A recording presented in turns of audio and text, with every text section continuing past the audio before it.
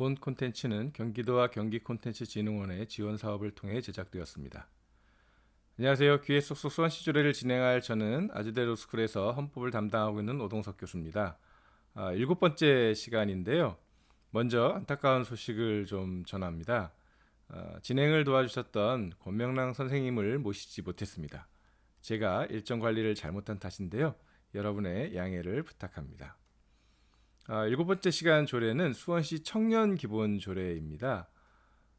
청년들이 상당히 좀 어려운 상황에 있다라고 하는 것은 상당히 오래된 얘기죠. 그럼에도 불구하고 아직 그렇게 뾰족한 대책들이 나오고 있지는 못합니다. 물론 이것이 단기간에 해결될 문제는 아니고 상당히 중장기적으로 접근해야 되는데 과연 그렇게 하고 있는지 좀 의문입니다. 그렇지만 이제 수원시도 그렇고 다른 지방자금구도 마찬가지겠습니다만 이런 청년에 관련된 조례들을 두고 있는데요. 수원시 청년기본조례를 중심으로 해서 그 내용들을 한번 살펴보도록 하겠습니다.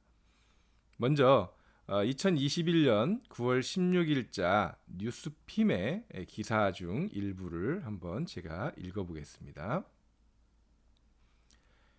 졸업 후 3년 7개월째 취업 준비 중인 A씨는 요즘 불안감에 잠을 설친다. 코로나19 유행 이후 고용시장에 한파가 찾아오면서 백수로 지내는 기간이 늘어나고 있기 때문이다. A씨는 마냥 공백 기간을 가질 수 없어 지난해 5월부터 아르바이트를 시작했다. 지인으로부터 영상 편집 일감을 외주받아 틈틈이 버는 돈으로 생계를 해결한다.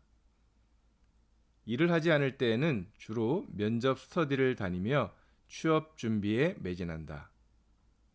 A씨는 친구들을 만나면 이대로 알바만 하고 살면 어떡하지? 하소연한다 면서 취업 준비가 언제 끝날지 모르는 막막함이 제일 힘들다고 말한다. A씨처럼 일자리 상황을 비관적으로 전망하는 청년들이 늘어나고 있다. 지난 12일 한국경제연구원이 발표한 청년 일자리 인식 설문조사 결과에 따르면 응답자 만 18살에서 29살까지인 응답자 등 69.5%는 원하는 직장에 취업할 가능성이 낮을 것이라고 답했다. 또 향후 청년 일자리 상황이 더 나빠질 것이라고 내다본 청년들은 62.9%에 달했다. 현실도 그렇고 청년들도 상당히 어려운 상황에 처해 있고 더욱이 큰 문제는 미래에도 이런 상황이 달라지지 않을 거라고 예측하고 있다는 점이 마음이 몹시 아픈데요. 어쨌든 지혜를 모아서 대처를 해야 될 거라고 생각을 합니다. 그러면 수원시 청년기본조례에 대해서 보도록 하겠습니다. 이제 익숙해지셨죠? 제1조 항상 목적이 나타난다고 말씀드렸습니다. 이 조례는 청년에 대한 체계적인 지원을 하는 데 필요한 사항을 규정함으로써 수원시 청년의 권익 증진과 발전에 기여함을 목적으로 한다. 이렇게 되어 있고요. 늘 있는 건 아니지만 그 조례가 지향하는 바에 대한 내용들을 담고 있는 경우들이 이제 있습니다. 그래서 제2조가 기본 이념인데요. 이렇게 되어 있습니다. 이 조례는 청년이 인간으로서의 존엄과 가치를 실현하고 행복한 삶을 영위할 수 있는 권리를 보장받으며 건전한 민주 시민으로서 책무를 다할 수 있도록 하는 것을 기본 이념으로 한다라고 이렇게 그 이념을 규정을 하고 있습니다. 그러면 이제 이념 말고 중요한 요소 중에 하나가 정의였죠. 개념 정의. 몇 개의 용어들을 이렇게 정의합니다. 첫째, 청년은 청년기본법. 이제 이것도 이제 그 법률의 근거를 가진 거죠. 청년기본법 제3조에 따라 19살 이상 34살 이하인 사람을 말한다. 네, 요즘 이제 노인의 나이도 그렇고 여러 가지 이제 나이의 이제 변화가 얘기가 되고 있는데요. 여러분들이 생각하시는 청년 개념하고 잘 맞는지는 모르겠습니다. 근데 뭐 어쨌든 수원시 조례는 19살부터 34살 이하인 사람을 청년이라고 규정을 하고 있고요. 근데 이 그 법이라고 하는 게 늘 너무 획일적으로 적용되면 어쨌든 그 탄력적으로 운영할 수가 없잖아요. 그러니까 단서를 이렇게 두고 있습니다. 개별 사업 및 활동의 성격과 관련해서 법령에 따라서 탄력적으로 적용한다. 그러니까 필요하다면 19살 아래인 사람 내지는 34살이 이상인 사람에 대해서도 일정한 정책은 시행할 수 있다라고 이렇게 하고 있는 거죠. 뭐 이것이 어쨌든 그 정말 이러한 정책을 필요로 하는 사람들에게 탄력적으로 적용하기 위해서는 필요한 그런 조항이 아닐까 싶습니다. 청년 정책은요, 청년의 정치, 경제, 사회, 문화, 복지 등 모든 분야에서 참여 확대, 권익 증진, 청년 발전을 목적으로 한 정책을 말한다라고 되어 있고요. 청년 단체, 뭐 그런 이제 청년 발전을 목적으로 하는 단체이겠죠.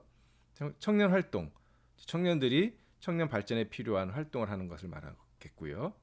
청년 시설, 청년들의 활동을 지원하고 참여를 통해서 청년 정책의 목적을 달성할 수 있도록 조성된 시설.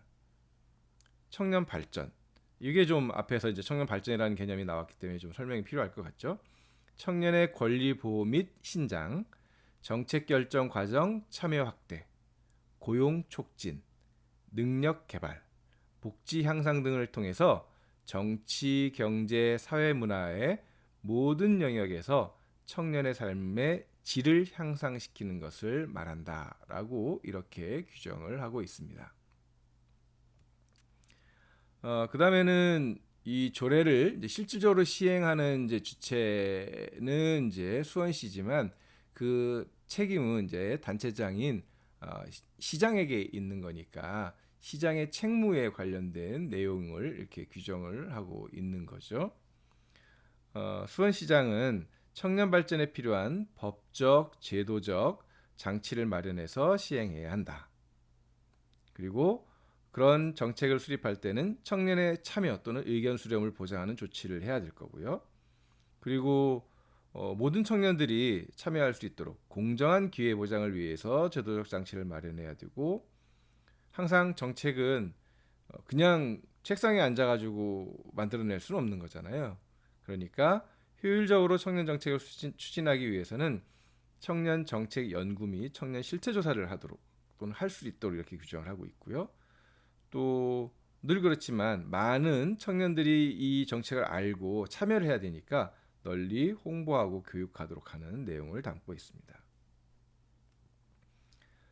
그리고 이제 청년 기본조례는 이제 청년에 관련된 내용이니까 그 청년의 권리와 책임에 대해서 규정을 하고 있습니다. 그래서 청년의 기본권은 정치, 경제, 사회, 문화 등 모든 영역에서 존중되어야 한다. 청년은 자기 의사를 자유롭게 밝히고 스스로 결정할 권리를 가진다. 청년은 인종, 종교, 성별, 나이, 학력, 신체 조건 등에 따른 어떠한 종류의 차별도 받지 아니한다.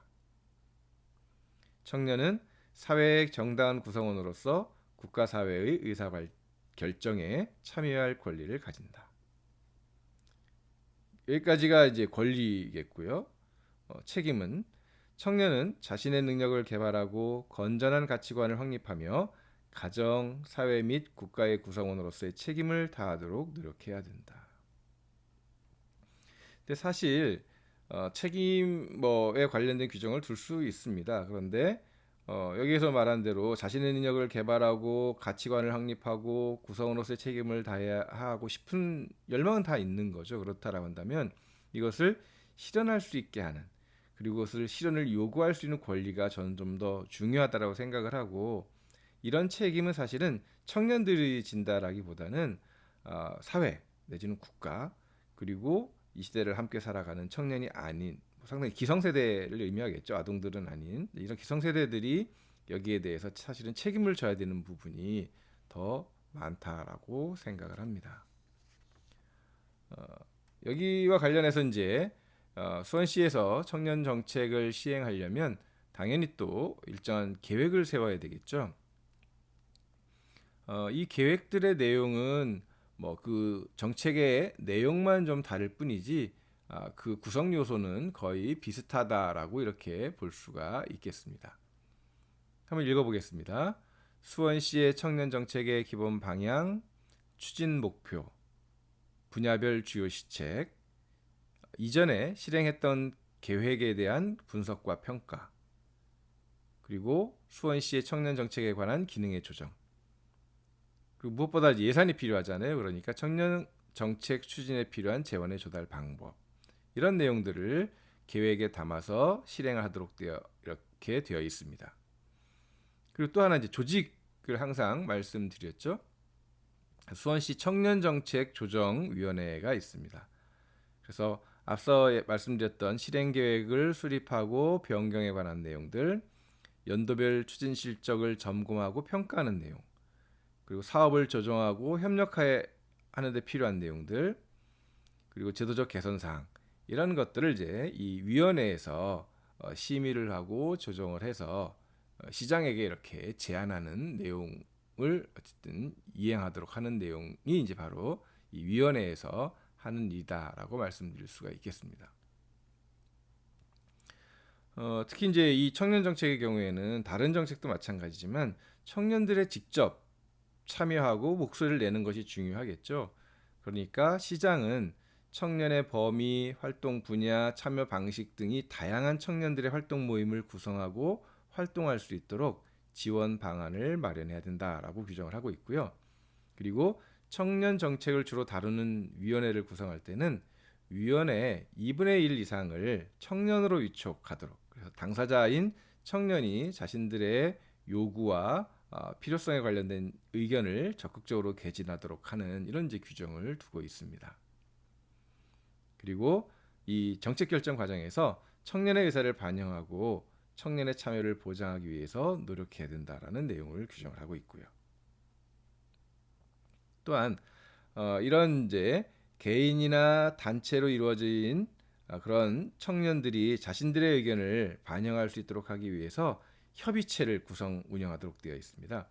그러니까 앞에서 말씀드렸던 청년 참여라고 하는 것은 개인들이 어떤 위원회를 통해서 관여를 하는 것인데, 청년 단체도 다양할 수 있고 또 청년의 연령에 따르는 또는 여러 가지 활동 분야에 따라서 다양한 청년들이 있을 수 있지 않습니까? 그러면 이제 그 정책이라든가 이런 것들을 조정할 필요가 있기 때문에 청년들 스스로 이렇게 서로 논의를 할 수 있도록 이런 협의체를 운영하도록 하고 있고, 필요하다면 수원시는 경비 같은 것을 지원하도록 하는 내용을 규정하고 있는 거죠. 이 협의체의 기능은 청년 의견을 수렴하고 청년 활동을 제안하는 것, 청년 문제를 발굴하고 조사하고 개선 방안을 모색하는 것, 청년 정책에 대한 의견을 제시하고 참여하는 것, 이런 내용들을 하도록 이렇게 조례에 규정이 되어 있습니다. 그리고 이런 청년들을 이제 실질적으로 지원하려면 그 청년 관련한 이제 수원시 부서가 이제 있겠죠. 그렇지만 이 부서에서만 하기에는 이제 어려우니까 청년 지원 센터를 설치 운영할 수 있도록 하는 규정이 있습니다. 이건 이제 앞에서 했던 여러 가지 내용들을 여기에서 이제 종합적으로 기능을 하는 이제 시설 또는 이제 조직인 거죠. 그래서 청년 지원 센터에서 어떤 사업을 해야 되는지에 대한 내용들, 연구 조사나 자료 정보를 모으는 것, 그리고 청년의 참여 확대를 위해서 청년 활동을 지원하는 것, 교육을 하고, 또 이제 실업의 문제가 이제 크잖아요. 청년 실업의 문제가. 그러니까 이제 취업이나 창업을 할 수 있도록 일자리에 진입할 수 있도록 지원을 하는 내용들. 그리고 특히 또 주거 문제가 이제 크죠. 사실은 청년뿐만 아니라 그 일정한 모든 이제 세대가 사실은 이제 이런 주거 문제 때문에 어려움을 겪고 있는데, 특히 이제 청년들은 그것이 어렵기 때문에 주거를 안정화하고 문화를 활성화하기 위한 그런 이제 자립 지원을 위한 내용들을 이제 여기서 지원하도록 되어 있고요. 또 사실은 이 조례의 문제는 지역에서의 특수성을 반영하고 있긴 하지만 되게 많은 문제들은 지역에서만 해결할 수는 없는 거잖아요. 일정 경우에는 중앙정부의 지원이 필요하기도 하고 이웃 지방자치단체와 또 이렇게 협력도 필요한 거죠. 그래서 청년을 위해서 국내외 네트워크를 구축하고 기반을 조성하는 것, 이런 내용도 청년 지원센터에서 하도록 이렇게 규정을 하고 있습니다. 당연히 여기에 대해서 시장은 위탁해서 할 수도 있고 위탁하는 경우에는 경비를 이렇게 지원할 수 있도록 하는 이런 내용을 또한 규정을 두고 있습니다. 그리고 아까 이제 말씀 중에 청년 시설들이 이제 그 언급이 된 적이 있는데요. 청년 시설을 또한 시장은 설치 운영할 수 있도록 하고 있습니다. 그래서 청년들이 이용을 해서 그 공간에서 여러 가지 협의도 하고 의견을 나눌 수 있도록 하는 내용을 정하고 있는 것이 바로 이러한 내용이다라고 말씀드릴 수 있는 거겠죠. 그리고 이제 구체적인 청년들의 권익 증진을 위한 시책을 그 하나하나 조문에서 규정을 하고 있습니다. 참고로 그냥 조문수를 여기부터는 읽어 보면서 말씀을 드리겠습니다. 제 22조. 그러니까 이제까지 앞에 말씀드렸던 내용들은 이제 21개의 조문에 이렇게 규정을 하고 있는데 그 중에 이제 중요한 내용들만 제가 설명을 드린 거였고요. 22조부터 청년의 권익 증진을 위한 시책이라고 해서 이제 제3장이라고 하는 이제 제목 아래 여러 개의 조문들이 있습니다.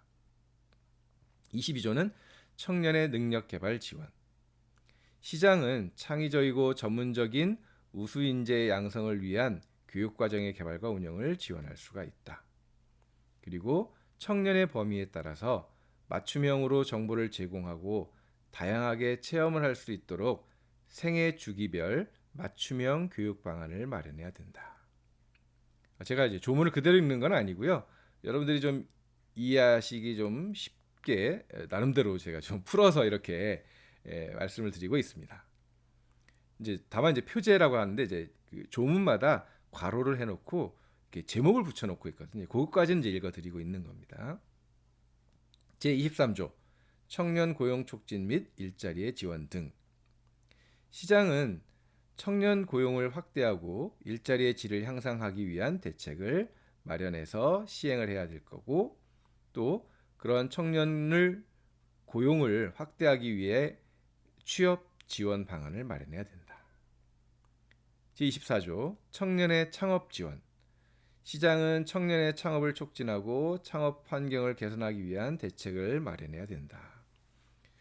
사실 여러 대책 중에 이 창업에 관련된 부분들이 꽤 많은 경우들이 있습니다. 근데 저는 좀 약간은 물론 이제 창업을 뭐 활성화하는 것은 바람직하긴 하지만 너무나 창업 일변도의 그런 정책은 좀 문제가 있지 않나 좀 생각을 합니다.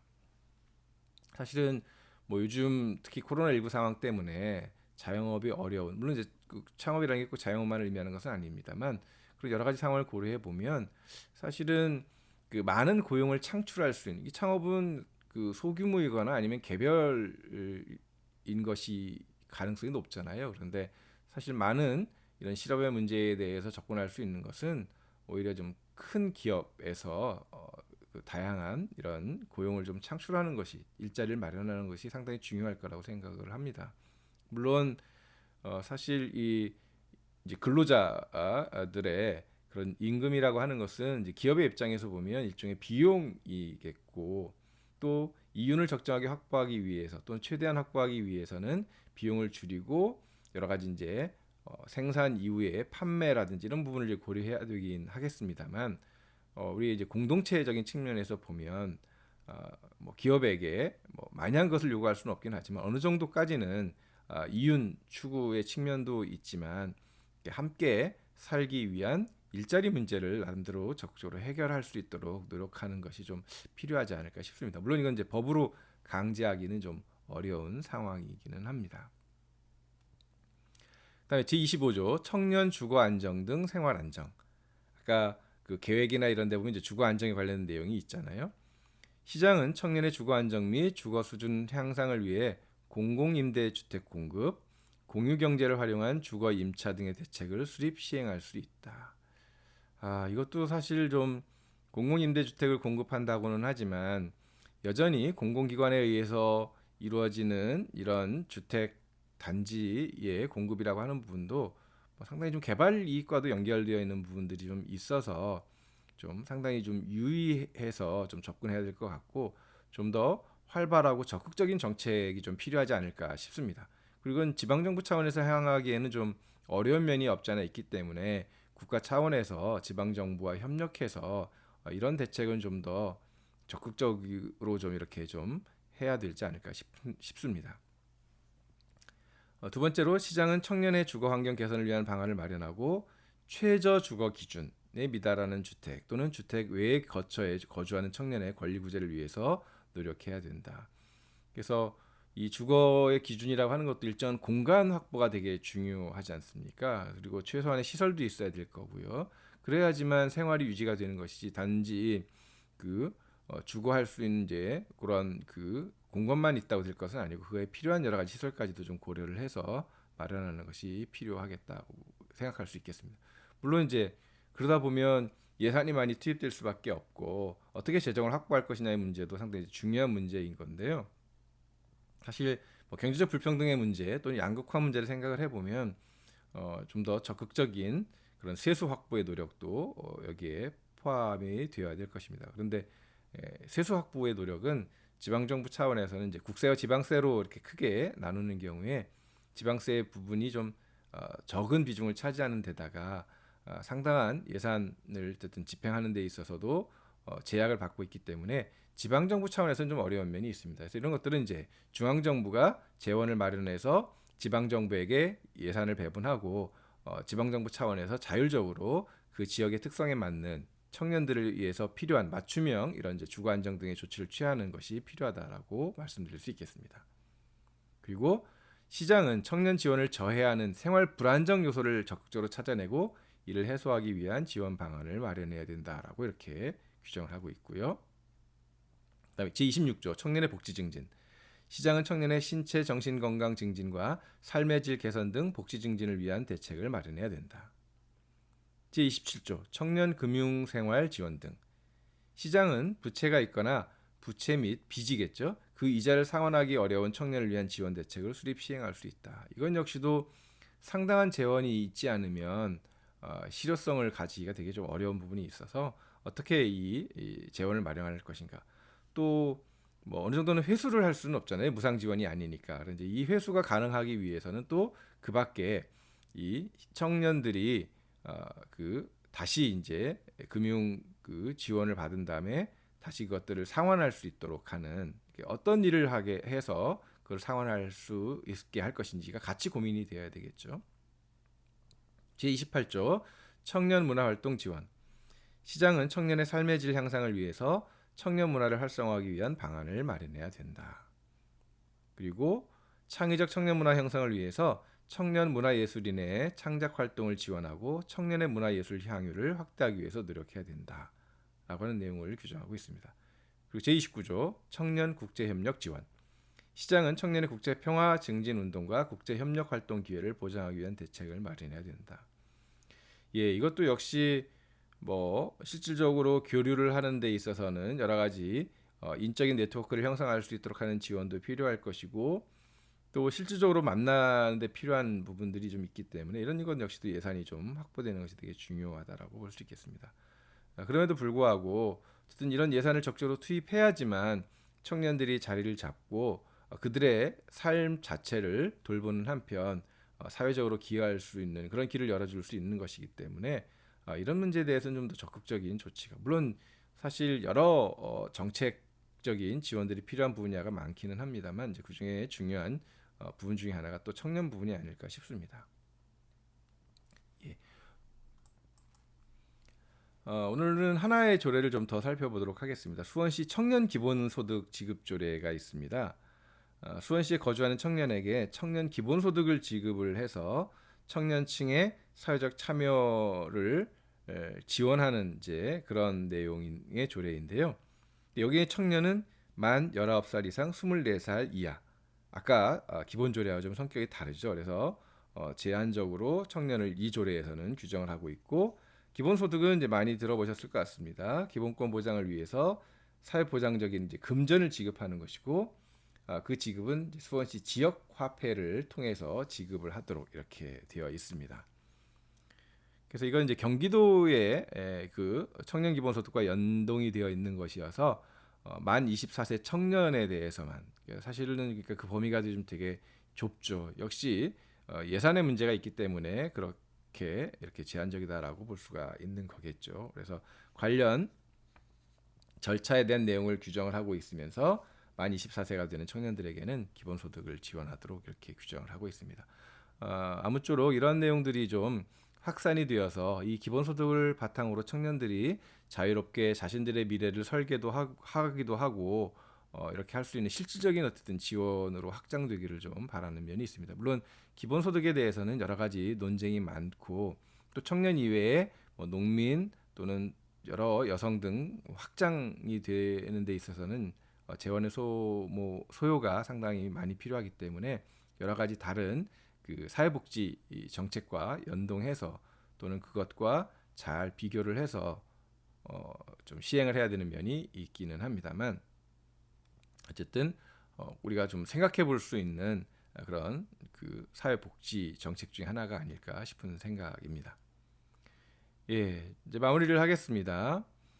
그 2021년 9월 18일 뉴스핌의 기사 중 일부를 인용을 다시 해보겠습니다. 전문가들은 청년층을 지원하는 사회 안전망을 강화해야 한다고 지적한다. 안동현 서울대학교 경제학과 교수는 청년 실업을 단기간에 해결하기가 어려운 문제라고 봤다. 현재 실업 상황에는 저조한 경제 성장률과 인구 구조의 변화 등 보다 구조적인 원인이 존재한다는 얘기다. 안 교수는 정부가 재정을 적극 투입해 청년층에 대한 사회 안전망을 강화해야 한다고 주장했다. 안 교수는 청년들은 보다 질 좋은 일자리를 원하지만 우리나라 거시경제 상황상 청년들이 원하는 질 좋은 일자리를 만들어내는데 한계가 있다며 지금과 같은 일자리 미스매치가 일어나는 이유라고 지적을 했다.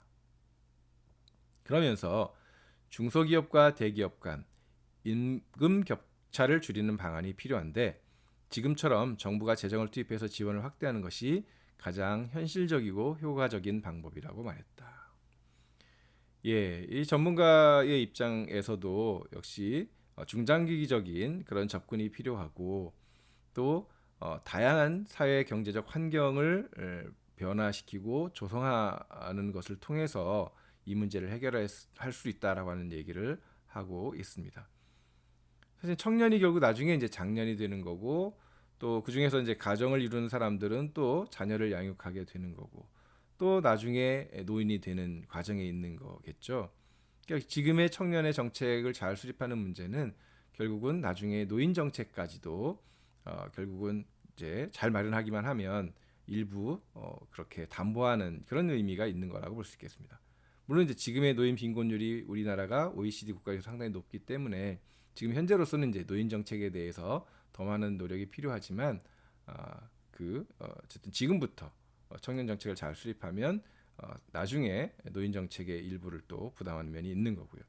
그것도 다른 말씀을 드리면 지금의 아동 정책을 잘 수립을 하게 되면 청년, 장년, 노인 정책을 미리 이렇게 잘 그런 여건들을 마련하는 문제가 있지 않을까 싶습니다. 이렇게 보면 사실은 이 우리 사회에서 이런 일들은 지역적인 특수성을 살리기도 하지만 또 지방 정부 간의 연결, 또 중앙 정부의 역할들이 종합적으로 이렇게 고려가 되고 연계가 되어야지만 되지 않을까 싶습니다. 예, 오늘 방송은 여기서 마치겠습니다.